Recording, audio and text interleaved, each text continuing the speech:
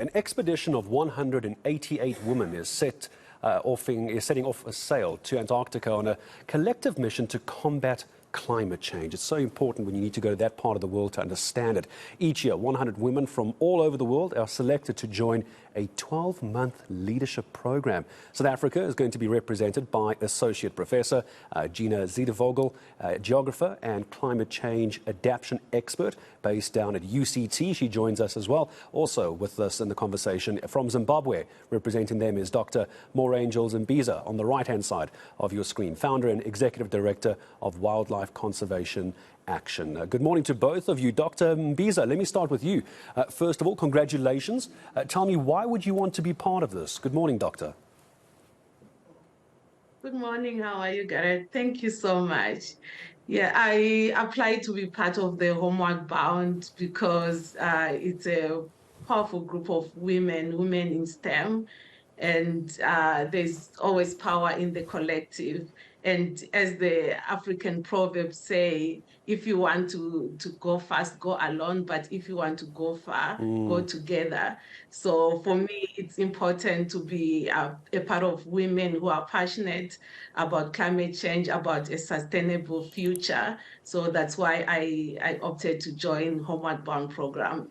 And Professor Zidevogel, hello to you. Let me ask you the same question, but as you answer that question for me, Prof, tell me why this is so important for climate change. I still don't think we, those of us outside of the climate change debate, really understand how urgent this is. This morning. Great, thank you. Good morning. And yeah, I'm somebody who works in the climate change field. I work on climate change adaptation, responding to the impacts of climate change. And you know, the title as we came on was Combating Climate Change. And I think what has become clear is it really is everybody's business. And sometimes individuals can feel overwhelmed and as though their impact doesn't make a difference.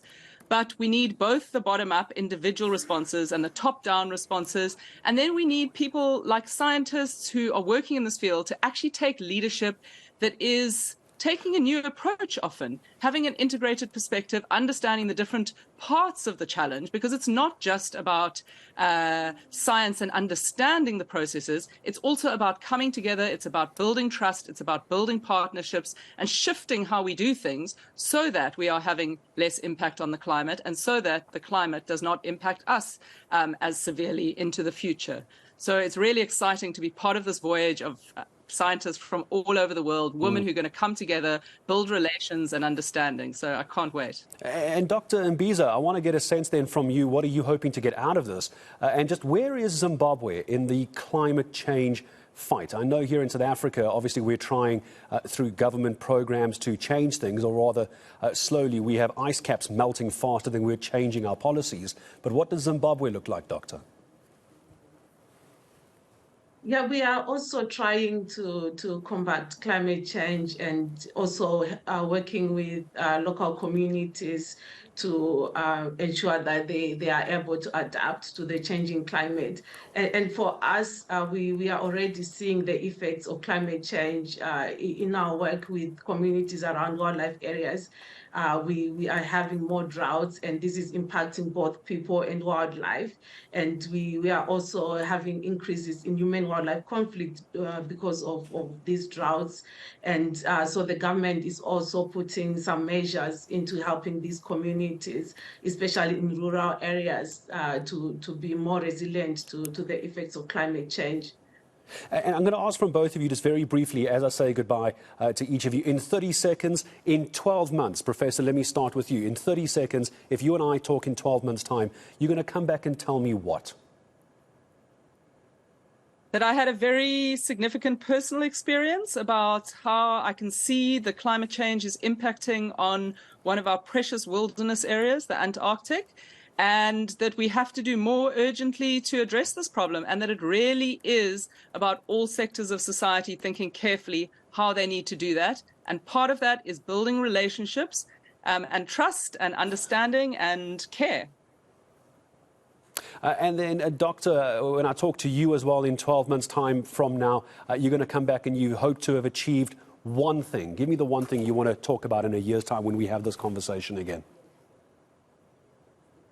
I hope to achieve collaboration, to be able to collaborate with my sisters that I will share the voyage with, because there's a lot of skills, diversity of perspectives and skills. It's a multidisciplinary team of amazing women, and I hope to have some collaborations with them that would ensure that we have a sustainable future.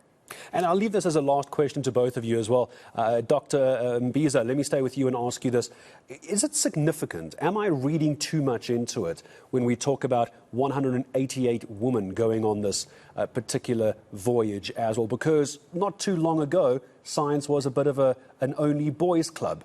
Dr. Mbizah, how much of a difference does it make when women are now moving into the climate change space as well? Or am I reading too much into this?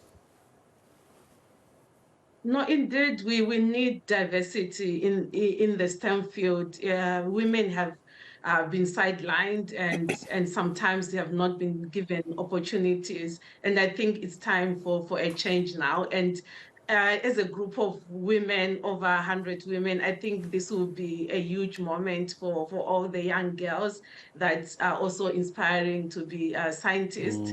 And I think this will inspire and motivate a lot of young people, as well as just ensuring that the world sees that when you bring women together, when you empower them, there can be a shift and a change. Absolutely. Dr. Mbizah, stay with me for a second. Professor Zita Vogel, I saw you nodding your head as I was asking the question as well, so I imagine then you concur somewhat with what the good doctor had to say about women moving more into this climate space as scientists. Indeed, and I think we really need to understand science as having so many options. The kind of people on this voyage are just incredible, from sort of astrophysicists to geologists to medical scientists to social scientists, understanding different aspects of the system. So we want women around the world, and particularly girls who are in their education, to understand so many of the possibilities. And we need these multiple perspectives to work on the climate change problem. So women in science is important. And just to add, women in African science is important. We really need to support that. And see African scientists' role in this. And we've come a long way, but we've still got a way to go. So I think this is important in that regard. Well, your next step is Antarctica. All the very best to both of you. And thank you so much for gracing me with your time. Climate change adaptation expert, Associate Professor Zita Vogel, as well as Dr. Moreangels Mbizah, founder and executive director of Wildlife Conservation Action.